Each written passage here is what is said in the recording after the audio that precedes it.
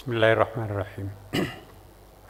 Assalamualaikum warahmatullahi wabarakatuh. Assalamualaikum warahmatullahi wabarakatuh.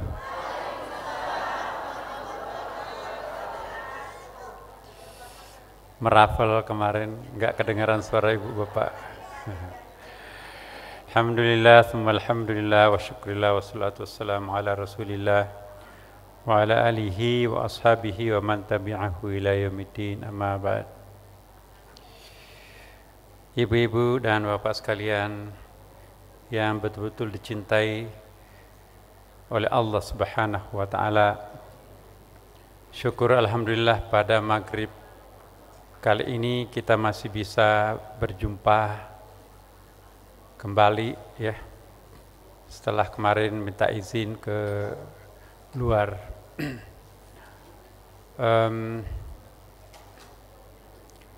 Mungkin juga saya sampaikan kepada Bapak Ibu sekalian,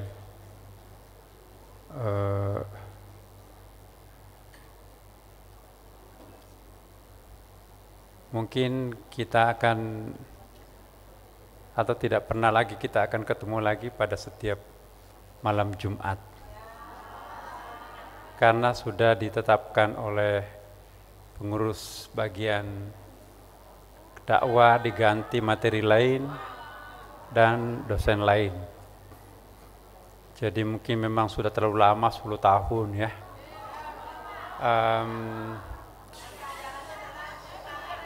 Padahal tasawuf itu sudah seperti yang pernah saya sampaikan yang kemarin, kita sudah mencapai puncak-puncaknya itu. Ya, tapi apa boleh buat Bapak Ibu sekalian, kita harus tunduk kepada pengurus ya. Jadi pengajian tasawuf di Sunda Kelapa ditiadakan.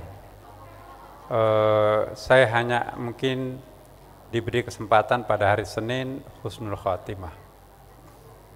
Ya, padahal kita sudah membayangkan ya, ada pertemuan-pertemuan yang akan datang ini, baru kita masuk sesungguhnya kepada intinya yang kita akan cari itu. Ya, itulah semuanya kehendak Tuhan Bapak Ibu sekalian. Jadi kita akan melanjutkan pengajian husnul khatimah. Dan sekaligus saya mohon maaf kepada bapak-bapak, ibu-ibu dan konsultasi malam Jumat, ya, dengan sendirinya sudah tidak ada lagi ya. Mudah-mudahan dosen lain bisa melanjutkan, sebab pengajian tasawuf malam Jumat itu memang paling tepat ya. Jadi mudah-mudahanlah pada kesempatan lain di tempat yang lain bisa kita melanjutkan, tetapi tentu kami tidak bisa tidak bisa melanjutkan materi yang seperti di sini. Harus menunggu waktu 9 tahun untuk sampai kepada materi itu kalau di tempat yang lain. Nah, jadi ini sedikit informasi buat Bapak Ibu sekalian. Tapi bukan, mungkin ada hikmahnya, mungkin yang terbaik memang seperti itu. Baiklah Bapak Ibu sekalian, kita melanjutkan materi kita husnul khatimah ini. Saya ingin menjelaskan tentang tajafi dan tajalli. Ini juga kita di husnul khatimah ini sudah mulai masuk ke hal-hal yang sangat dalam juga. Tapi beda, kalau di tasawuf itu memang khusus untuk taqarrub ilallah. Kalau ini adalah tahsiniyah, ini menyangkut masalah akhlakul karimah kita. Namun demikian nanti kita akan lihatlah bagaimana perkembangannya selanjutnya. Yang jelas bahwa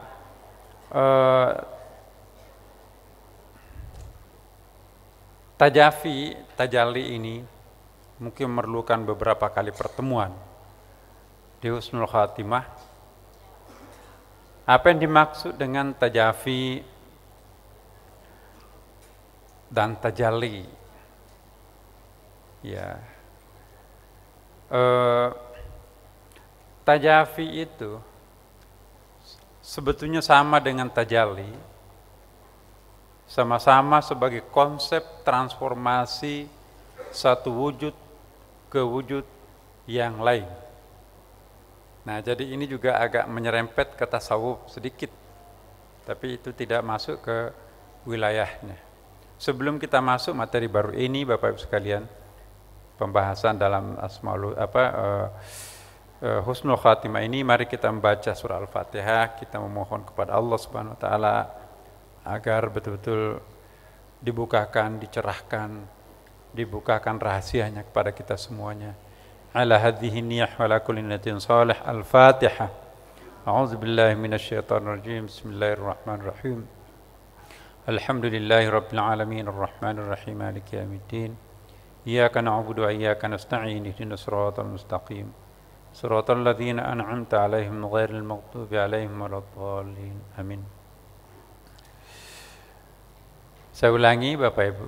Tajafi dan tajalli adalah suatu konsep transformasi dari satu wujud ke wujud yang lain, Bapak Ibu.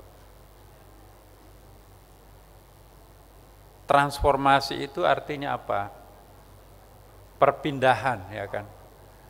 Perpindahan dari satu wujud menjadi wujud yang lain itu melalui dua mekanisme. Ada mekanisme tajafi, ada mekanisme tajalli. Mekanisme tajafi ialah transformasi satu wujud ke wujud yang lain dengan mengurangi wujud, bahkan menghilangkan, menghabiskan wujud aslinya, wujud yang pertamanya. Saya ulangi Bapak Ibu. Tajafi adalah transformasi suatu wujud menjadi wujud yang lain atau kepada wujud yang lain dengan mengurangi wujud keaslian dari wujud yang pertama atau wujud yang asli. Sedangkan tajalli, ini kita pinjam istilah tasawuf, ya. Transformasi suatu wujud ke wujud lain tanpa mereduksi keaslian wujud pertama, tanpa menimbulkan pengurangan apapun dari wujud pertama. Bisa difaham Bapak? Oke. Saya ulangi sekali lagi dengan contoh.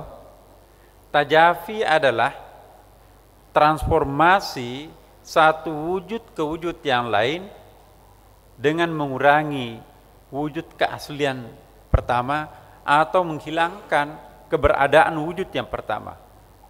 Pindah. Contohnya,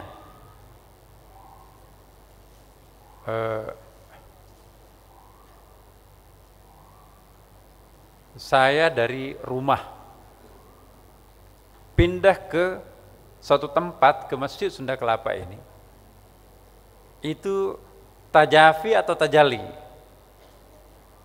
Tajafi, karena wujud asli saya di rumah saya di sana itu enggak ada lagi. Saya ada di sini. Nah,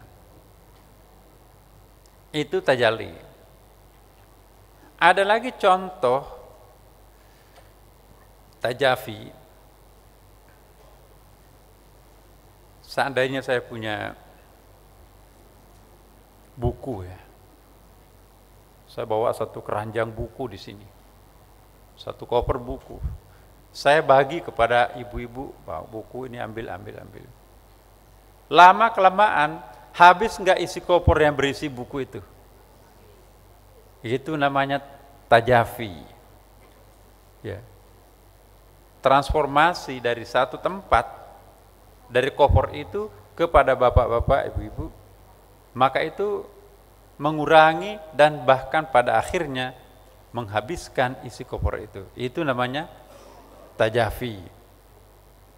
Contoh lain, saya punya dompet. Nah, saya bagi-bagi uang kepada bapak ibu sekalian. Nah, lama kelamaan Habis nggak isi dompet saya tuh?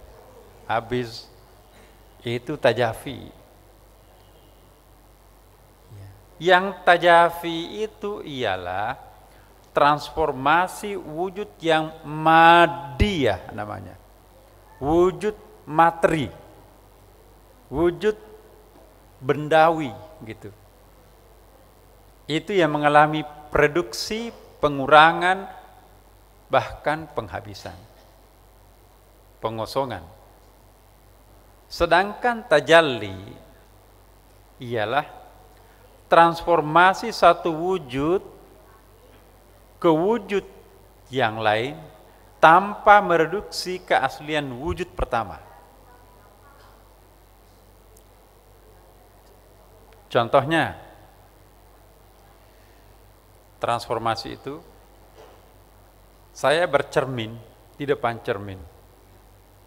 Sama enggak wajah saya dengan yang di cermin? Sama. Pasang di situ 100 cermin di depan saya. Sama kan? Ya. Itu yang disebut dengan tajalli. Terjadi transformasi, perpindahan satu wujud ke wujud yang lain tanpa mengurangi wujud aslinya atau wujud yang pertama. Contoh lain, ya, kita di sini kan ada rekaman nih, ada DVD, VCD, ada masternya dibawa, gudang data kita dibawa. Misalnya pengajian tasawuf kita itu tahun 95 Pak Saiful ya. Sekarang 2015. 10 tahun ya Pak ya. Bayangkan Pak Saiful dulu yang mungut saya tuh.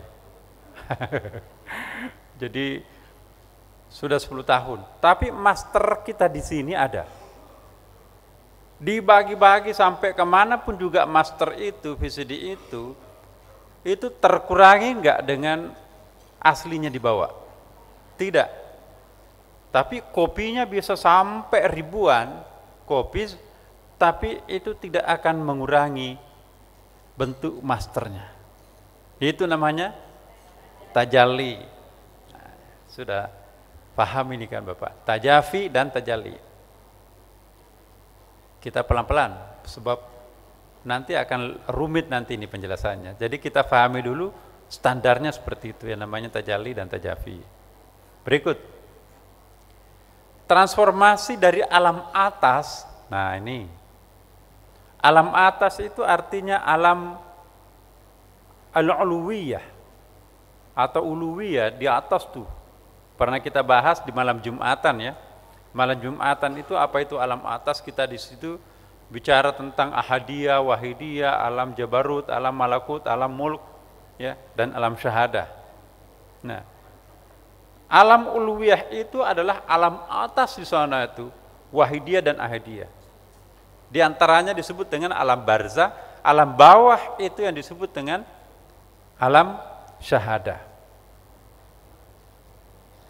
Proses transformasi dari alam atas itu, alam yang tinggi itu ke bawah melalui proses tanazul, itu melalui proses tajalli, Bapak Ibu. Allah Subhanahu wa ta'ala menciptakan, apa ciptaan Allah yang paling pertama?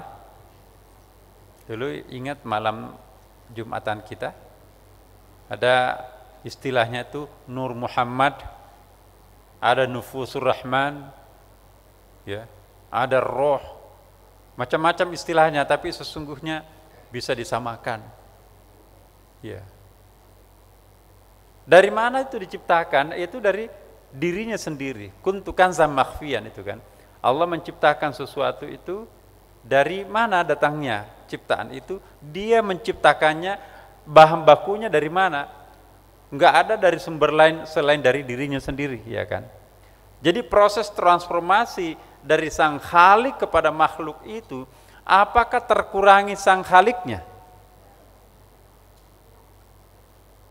Bisa difahami Bapak Ibu? Allah menciptakan makhluknya dari bagian dari dirinya sendiri. Ada pohon, ada malaikat, ada roh, ada segala macam. Semua itu dari Allah. Inna lillahi wa inna ilaihi raji'un. Semakin banyak ciptaan Tuhan, ya, macam-macam bentuknya, warnanya dan sebagainya. Apakah sang pencipta terkurangi dengan terciptanya makhluk-makhluk yang ada? Terkurangi enggak? Tidak. Kenapa? Karena itu prosesnya tajalli. Nah, kalau prosesnya tajafi, ya, manusia misalnya, contohnya tadi, ya, minyak di perut bumi Indonesia. Dulu kita penghasil minyak kan masuk organisasi OPEC, dipompa terus keluar minyak perut bumi Indonesia ini. Itu tajafi atau tajalli? Tajafi. Dulu kita pengekspor minyak, wah sekarang kita menjerit pengimpor minyak. Kenapa? Karena kita itu transformasinya melalui proses tajafi. Tetapi Bapak Ibu sekalian, nah implikasinya, implementasinya nanti, sebuah proses yang tadinya tajafi itu bisa menjadi tajalli. Bagaimana caranya? Saya berikan satu contoh. Mohon maaf. Ilmu yang diajarkan oleh seorang guru terhadap muridnya, ya, habis enggak ilmu guru itu setelah diajarkan kepada muridnya? Enggak. Prosesnya apa itu? Tajafi atau tajalli? Tajalli. Ilmu tidak akan pernah habis. Semakin dibelanjakan, semakin Allah memberikan yang baik, yang lain, yang baru, gitu. Itu tajalli. Nah, contoh, isi dompet saya kasih bagi-bagikan kepada orang. Itu kan tajafi atau tajalli? Tajafi. Bagaimana mengubah tajafi itu menjadi tajalli? Bisa enggak menjadi dompet itu tidak pernah berkurang uangnya? Nah, kita nanti ini ada pelajaran besar Bapak Ibu sekalian. Tajafi bisa diubah menjadi tajalli dengan cara mencontoh sifat-sifat Allah Subhanahu wa ta'ala. Takhallaqu bi akhlaqillah. Ini mohon perhatian ini. Ini praktis banget. Contohnya, bagaimana Allah memberi. Dirinya Allah itu Al-Wahhab, Maha Pemberi. Siapapun yang berdoa, ad'uni astajib lakum, berdoalah pasti kami akan beri. Pemberian-pemberian Tuhan kepada hambanya itu apa mengurangi dirinya atau enggak? Enggak. Rahasianya apa? Kenapa Allah tidak pernah berkurang? Karena dia adalah Allah Subhanahu wa ta'ala. Salah satu cirinya Allah, sifatnya Allah, ialah memberi tanpa pamrih, penuh dengan kasih sayang. Ar-Rahman, Ar-Rahim, iya kan? Nah, jika ingin pemberiannya juga kemana-mana, tetapi tidak akan pernah kering apa yang diberikan itu. Dompet hari ini memang dikasih semuanya orang habis, ya. Tapi entah dari mana datangnya, ada pemberian lagi dari Allah, dari orang lain, dari tangan-tangan orang lain, ya. Nah, sekarang bagaimana caranya supaya kita memberi di sini, tapi di sini ada yang datang di situ. Nah, inilah eh, tarekatnya Jalaluddin Rumi itu kan. Itu kalau melihat tarian Rumi, tangannya menengadah ke atas, ya. Tangan kirinya menengadah ke bawah. Tangan ini mendapatkan, tangan kirinya memberi. Ya. Tangan kanan mengambil, tangan kiri memberi. Ya. Baru memutar. Kenapa harus menggunakan kain putih? Itu sebetulnya kain kafan yang terurai. Kenapa harus pecinya tinggi? Itu kuburan. Lambang dari kuburan itu sendiri. Ya. Jadi simbol kematian, simbol kepasrahan, simbol keikhlasan sejati di situ itu. Jadi kalau kita memberikan sesuatu kepada orang lain dengan niat yang sangat ikhlas lillahi ta'ala, ya, maka pemberian itu bisa menjadi tajalli. Semakin banyak kita memberi, maka semakin banyak Allah juga mendatangkan kepada kita yang baru. Kata kuncinya apa Bapak Ibu? Contoh sifat Allah. Tapi kalau kita misalnya memberi, tapi ada niat yang lain tidak karena Allah, misalnya saya memberi supaya terpilih kepala desa, kepala bupati, kemudian gubernur, presiden, ya, itu ada pamrih. Kepamrihan seperti ini hanya akan berhenti di dalam tataran tajafi. Tapi tajafi itu bisa menjadi tajalli manakala kita memberi, ya. Tidak peduli apa masih ada cadangannya atau enggak. Ya. Pasrah total. Tidak ada orang yang memberi karena penuh keikhlasan yang menderita miskin, Bapak Ibu sekalian. Kenapa? Karena tajafi berubah sudah menjadi tajalli. Sampai di sini bisa dipahami, Bapak? Masih ada penjelasannya. Nah, ini praktis. Jadi malam Jumatan itu teorinya, ini prakteknya. Tidak ada wujud di alam syahadah tanpa diawali dengan wujud yang sama di alam-alam atas. Nah, ini lain lagi sedikit. Jadi Bapak Ibu sekalian,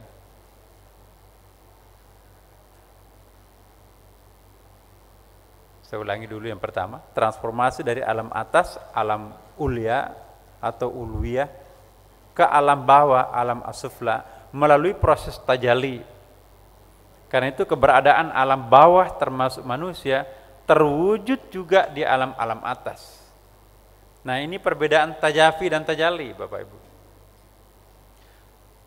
Kalau proses transformasi tajafi, ya, hanya prosesnya dua sisi. Di sini ada, nanti habis, pindah ke sini, wujudnya yang lain. Tapi kalau tajalli, Bapak Ibu, keberadaannya pada setiap makam, keberadaannya pada setiap martabat-martabat. Saya ingin mengulangi sekali lagi malam Jumatan kita. Ya. Alam yang paling tinggi kan adalah ahadiyah. Turun ke wahidiyah. Turun ke al-ayanut sabitah kan tadi itu. Kemudian turun ke alam jabarut, turun ke alam malakut, turun ke alam mulk atau syahadah. Peristiwa demi peristiwa itu tadi, itu terjadi pada setiap alam. Contohnya, kita di sini duduk, Bapak Ibu sekalian. Yang duduk di sini dan hadir di masjid ini, itu juga terjadi pada setiap alam-alam yang atas sana. Karena kita tajalli, banyak cermin itu. Setiap cermin pasti ada pantulannya. Nah, tadi maratib itu, tingkatan-tingkatan itu anggaplah itu sebagai sebuah cermin. Maka setiap tingkatan-tingkatan itu ada appearance-nya, ada tajallinya di situ. Dengan demikian Bapak Ibu sekalian, satu kejadian yang terjadi seperti sekarang ini, maka sesungguhnya bertingkat-tingkat kejadian itu muncul. Jadi ada duplikat-duplikat peristiwanya. Saya ulangi sekali lagi. Jadi perbuatan itu tidak hanya terjadi pada saat sekarang ini di sini, tapi di sana juga terjadi persis di sini. Kenapa? Karena kita ini kan pantulan cermin nih. Alam syahada pantulan cerminnya seperti kita sekarang ini. Tapi di atas sana ada alam malakut, di situ juga ada cermin kan. Ada peristiwa yang seperti ini juga di sana. Di atasnya juga ada seperti ini, di atasnya ada seperti ini. Sampai di puncaknya juga programmingnya seperti ini. Dan setiap tingkatan itu ada penghuninya. Di sini ada malaikat, raqib, atid, ada 2 jin. Di sana juga ada. Kira-kira dengan backup yang sekian berlapis-lapis ini, mungkin gak ada yang tercecer satu amal, keburukan atau kebaikan yang tidak tercatat? Gak ada. Subhanallah. Kalau orang paham seperti ini Bapak Ibu, tidak ada tempatnya frustrasi, tidak ada tempatnya berkecil hati, tidak perlu terlalu meratapi nasib. Tapi bagaimana caranya? Nah ini ada. Ya, tentu kita nggak boleh pakai akal di sini. Akal di sini belum nyambung nih. Akal itu terlalu cetek untuk memahami hal yang sangat hakikat, Bapak Ibu. Ya. Di sini dijelaskan, tidak ada wujud di dalam alam syahada tanpa diawali dengan wujud yang sama di alam-alam semesta. Alam-alam atas maksudnya, bukan alam semesta, maaf. Alam atas itu tadi kan, ada duplikat-duplikatnya. Martabat wujud ialah wujud-wujud yang sama ada pada setiap alam seperti tadi. Di alam Jabarut, oh ada cermin di situ. Alam malakut ada. Di sini juga ada. Ini maratib yang paling bawah adalah maratib alam syahadah ini. Karena itu alam syahadah ini Bapak Ibu sekalian, sebetulnya adalah duplikasi-duplikasi apa yang terjadi di sana. Kalau kita berdoa di sini tanpa harus teriak-teriak. Kenapa? Karena di sana juga ada, di sana juga ada, dilapis sampai di dalam dirinya dia juga ada. Jadi dia Maha tahu kan? Subhanallah. Ini ayatnya Bapak Ibu. Ini ayat tajafi. Tatajafa junubuhum 'anil madaji' yad'una rabbahum khaufan wa tama'an wa mimma razaqnahum yunfiqun. Ini ayat malam Jumatan kita di sini kan. Ya, kalau sudah innama yu'minu bi ayatina alladzina idza dzukiru biha kharru sujadan wa sabbahu bihamdi rabbihim wa hum la yastakbirun, kan sujud tilawah kan. Setelah sujud tilawah bangkit, tatajafa junubuhum 'anil madaji'. Apa artinya tatajafa? Dari kata tajafi tadi. Ya. Tatajafa artinya itu jauh ya. Lambung, junubuhum itu lambung. Lambung mereka itu jauh dari tempat tidurnya. Ya. Sedangkan mereka itu berdoa kepada Tuhan. Ya. Apa maksudnya tatajafa junubuhum? Anggaplah Bapak Ibu jamaah kita di sini insyaallah salat tahajudnya luar biasa. Jadi lambung kita meninggalkan tempat tidur, ya kan? Lambung kita meninggalkan tempat tidur. Apa itu lambung, Bapak Ibu? Perut lah.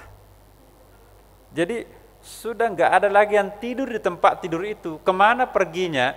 Dia mampir ke samping kasur, dia mampir ke kamar lain di tengah malam itu untuk sujud. Ini ilustrasinya Quran sangat cantik. Tatajafa junubuhum 'anil madaji'.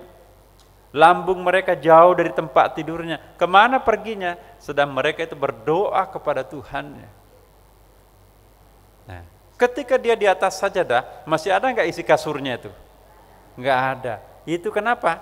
Tajafi, pindah ke sajadah. Dari tempat tidur ke sajadah. Tajafi. Nah, ini ayatnya tajalli. Falamma tajalla rabbuhu lil jabali ja'alahu dakka wa kharra Musa sa'iqan falamma afaqa qala subhanaka tubtu ilaika wa ana awwalul mu'minin. Tatkala Tuhannya menampakkan diri kepada gurun itu, tajalla. Ya. Kan ceritanya begini kan Bapak Ibu. Bagaimana mungkin aku bisa percaya Engkau ya Allah kalau aku nggak pernah melihat Engkau? Itu cengengnya Nabi Musa itu. Nah, akhirnya Allah turun ke puncak gunung seolah-olah begitu ya. Falamma tajalla rabbahu, ketika Tuhannya itu menampakkan diri, tentu turun di atas puncak gunung menampakkan diri kepada gunung itu tajalla. Ketika Allah di puncak gunung itu, apakah hanya di situ ada Allah? Apanya Allah yang ada di situ? Dan yang di tempat lain bagaimana dengan dia? Tidak terkurangi dengan kehadirannya di situ. Kenapa? Karena Allah itu muhitun, serba mencakupi, serba meliputi. Itu namanya tajalla. Ya.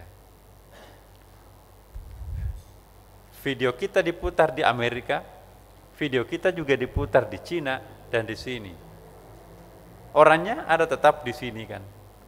Jadi Bapak Ibu sekalian, kita dengarkan azan dulu.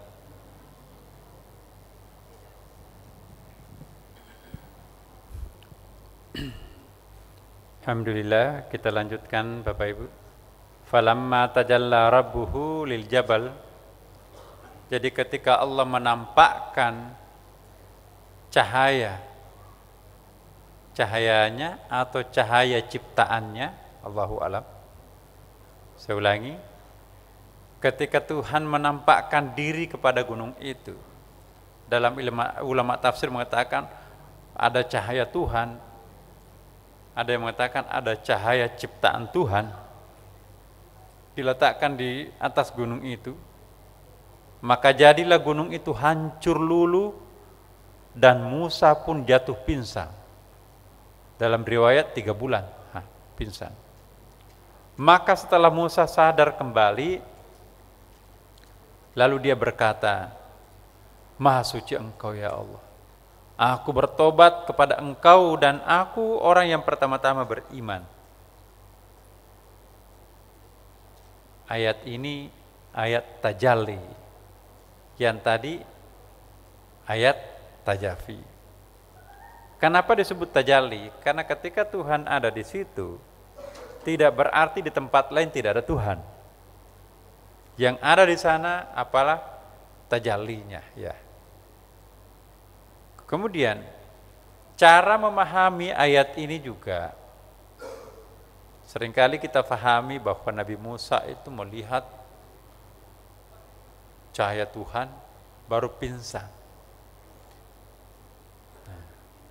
Berapa lama pingsan? Dia mengatakan 3 bulan.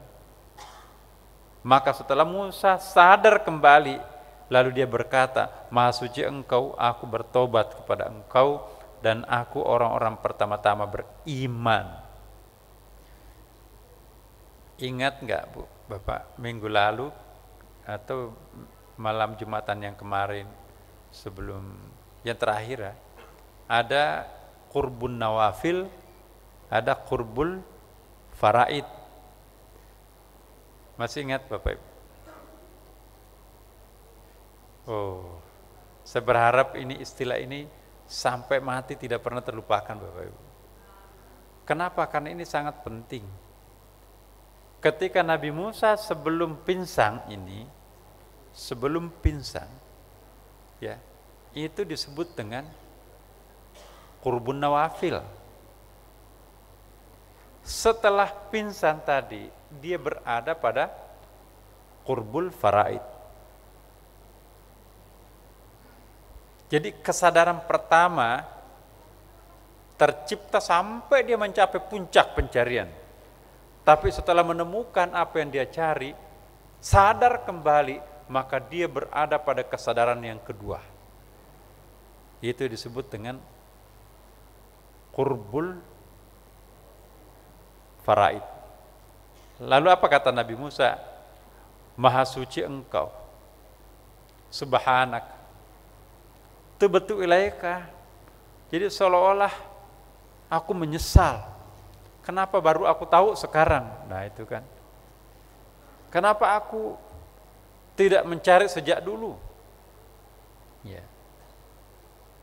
Tapi alhamdulillah tidak ada kata terlambat. Nabi Musa di sini mengatakan, Maha suci engkau, aku bertobat kepada engkau. Dan apa kata berikutnya? Wa ana awwalul mu'minin. Aku adalah orang yang paling pertama beriman terhadap. Kenapa beriman? Karena kalau yang pertama Bapak Ibu sekalian, setinggi-tinggi puncak pencarian seseorang hanya akan sampai kepada tingkat meminjam penglihatan Tuhan untuk melihat, meminjam pendengaran Allah untuk mendengar. Tapi kalau orang sudah sampai ke qurbul faraid, itu bukan meminjam lagi, matanya Tuhan, telinganya Tuhan pada dirinya. Wah, dahsyat itu. Tentu tidak bisa difahami secara fisik di sini. Ini bahasa tasawuf. Nah, ingat pertemuan kita yang terakhir saya kira itu.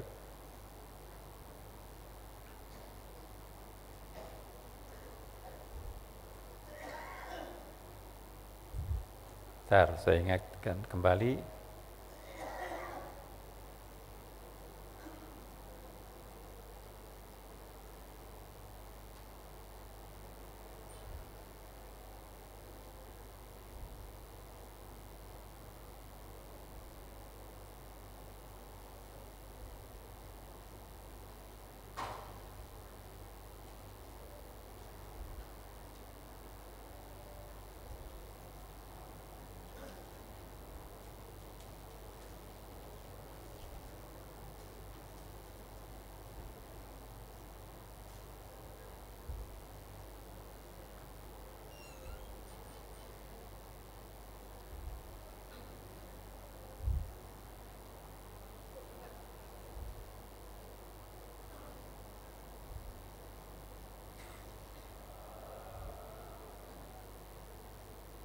Ini dia.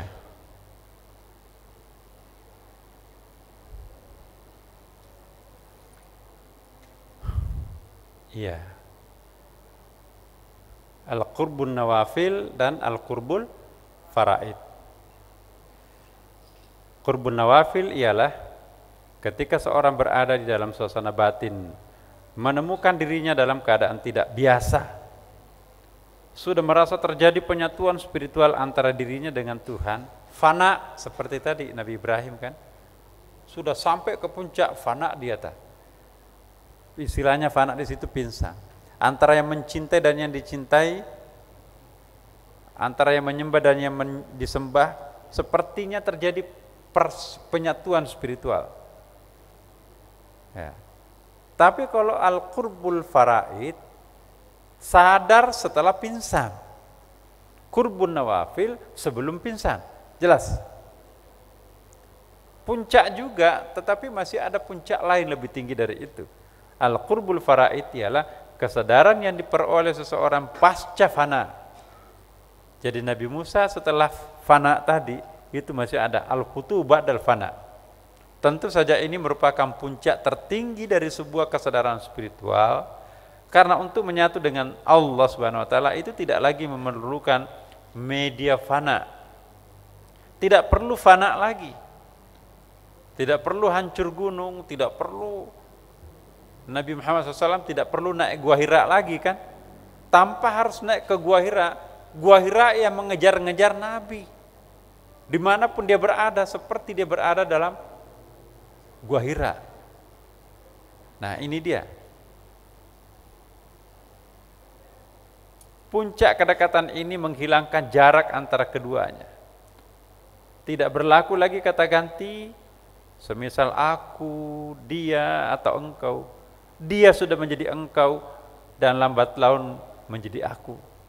Identitas dan perbedaan antara keduanya telah hilang, lebur menjadi satu dalam satu totalitas kesatuan. Ini pengulangan malam Jumat, ini saya sampaikan supaya ini tidak muncul, kita tidak ketemu lagi pengajian seperti ini. Al-Qurbul Faraid, seorang yang sudah sampai kepada makam ini biasanya muncul juga syatahat, statement spiritual yang seperti ini. Aku tahu pada Tuhan melalui diriku hingga aku hancur. Musa kan? Kemudian aku tahu padanya, pada Tuhan maksudnya, melalui dirinya, maka aku pun hidup setelah pingsan gitu. Ia membuat aku gila pada diriku sehingga aku mati. Begitu cintanya terhadap Tuhan seperti dia tidak sadar. Kemudian ia membuat aku gila pada dirinya dan aku pun hidup kembali, sadar kembali. Nah, itu Qurbul Faraid lagi di situ. Aku berkata, gila pada diriku adalah kehancuran, gila padamu adalah kelanjutan hidup. Kalau kita masih diri sendiri, akunya aku masih ada, maksimum yang bisa kita capai adalah fana. Tapi kalau sudah nggak ada lagi aku, maka itu disebut dengan kesadaran setelah fana. Qurbun Nawafil diberikan kemampuan penglihatan Tuhan al-basir. Tapi yang sebelah kanan Bapak Ibu perhatikan, Qurbul Faraid bukan al-basir tapi al-ainnya. Kalau basir itu penglihatan, kalau al-ain mata. Mana yang lebih dekat, mana yang lebih gampang berfungsi, penglihatan atau mata? Bendanya kan mata itu. Kalau penglihatan itu perlu proses, tapi kalau mata spontanitas tuh. Ini yang disebut dengan as-sahu ba'dal mahu, fana setelah sadar. Jadi setelah pingsan Nabi Musa itu disebut dengan al-Qurbul Faraid. Sebelum pingsan maka itu Qurbun Nawafil. Nah, jadi kisah-kisah Quran seperti ini dalam bahasa tasawuf itu bisa difahami sangat berbeda dengan pemahaman biasa. Selama ini kita pahami Nabi Musa pingsan kok. Padahal ternyata yang dimaksudkan di situ adalah sebelum pingsan. Qurbun Nawafil setelah pingsan itu kesadaran kedua kan namanya, disebut dengan Qurbul Faraid. Subhanallah. Nah, ada penglihatan dan pendengaran yang dimiliki kelompok Al-Qurbul Nawafil itu bersifat being.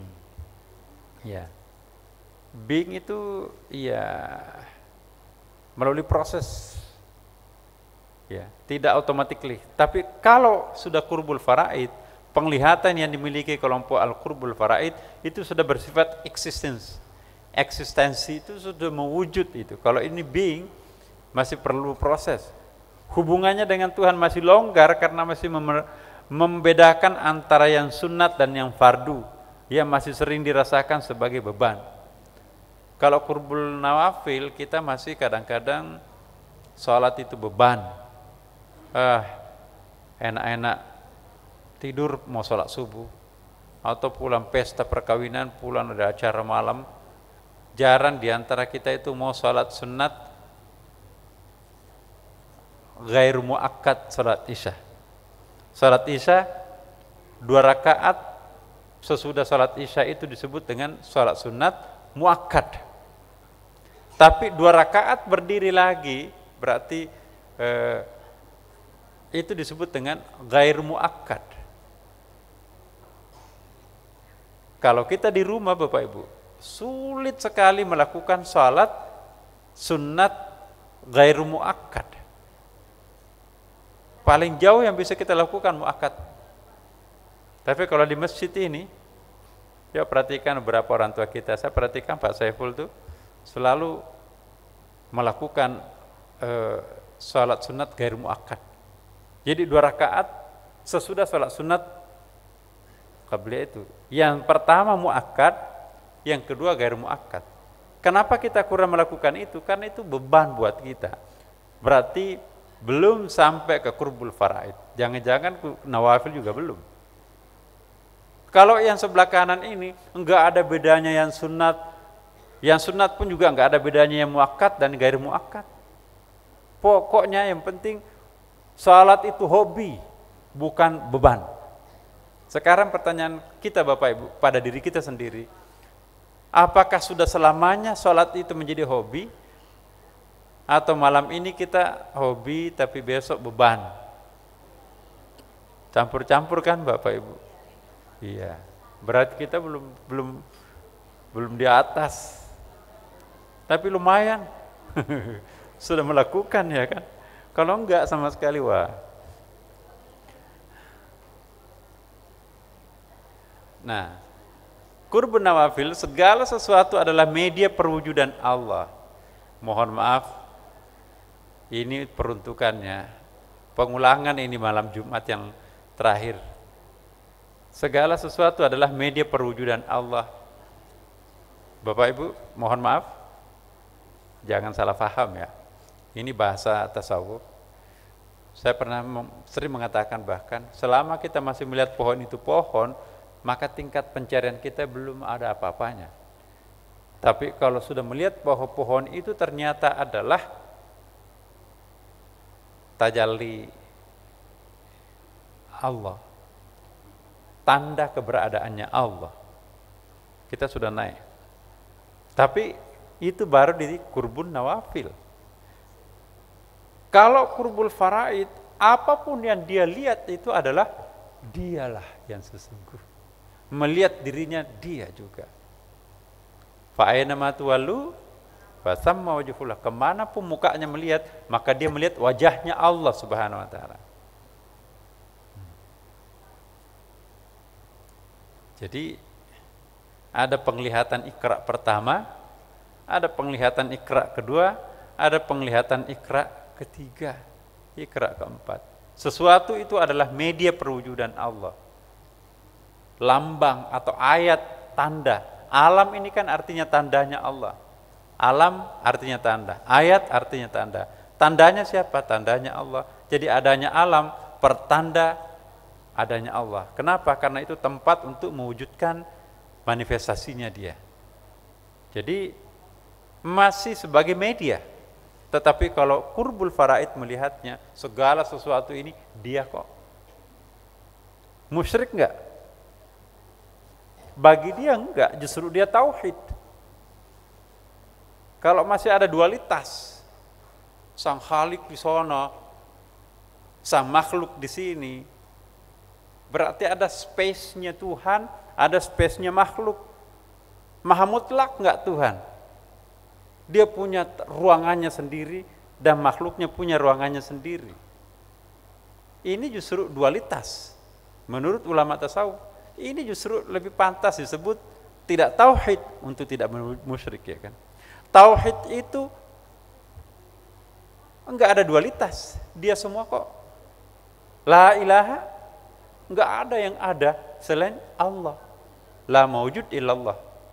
Mana yang lebih bertauhid di situ? Tasawuf atau kalam? Ya tasawuf. Nah dari sini sesungguhnya seringkali orang salah paham terhadap tasawuf Bapak Ibu. Kenapa? Seringkali hanya jumping, loncat melihat pernyataan ini. Tapi saya sangat yakin Bapak Ibu yang mengikuti anak tangga sampai kepada kesimpulan seperti ini. Ibu, bapak merasa musyrik enggak? Enggak lah. Bahkan justru merasa sangat bertauhid. Jadi kita tidak boleh melihat tasawuf itu dalam kacamata kuda. Harus mata batin.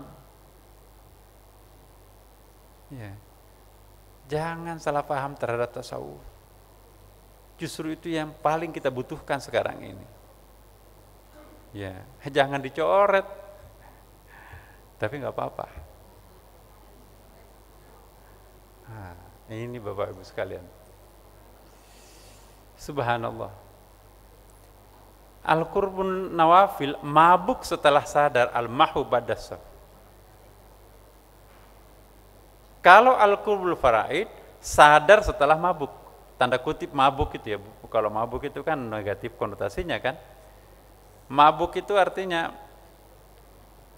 ya tidak sadar gitu ya. Pinjam istilah bahasa Indonesianya mabuk. Karena kalau bahasa Arabnya itu konotasinya sangat positif kalau kita katakan al-mahwu. Al-mahwu itu mabuk positif. Saking ingatnya kepada Allah, enggak mengingat yang lain. Itu kan sama dengan mabuk sebetulnya, tapi konotasinya positif. Kalau orang teler minum minuman keras itu mabuk, enggak ingat yang lain, itu negatif konotasinya kan.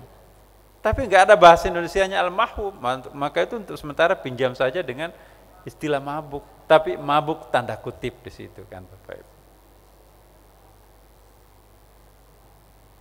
Kemudian sam'ullah, Allah sam'u Adam. Sedangkan yang kedua, uzunullah, Adam sam'ullah. Ini sebetulnya panjang penjelasannya Bapak Ibu. Kami sudah menyiapkan sesungguhnya Bapak. Ini kalau ini sudah bisa kita diwisuda ini. Kalau ini seandainya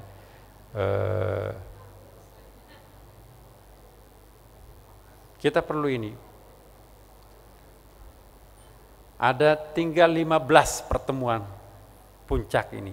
Tauhid itu, pengertian tauhid menurut nanti ada pembahasan, kita belum pernah membahas apa yang disebut dengan tauhid zati, tauhid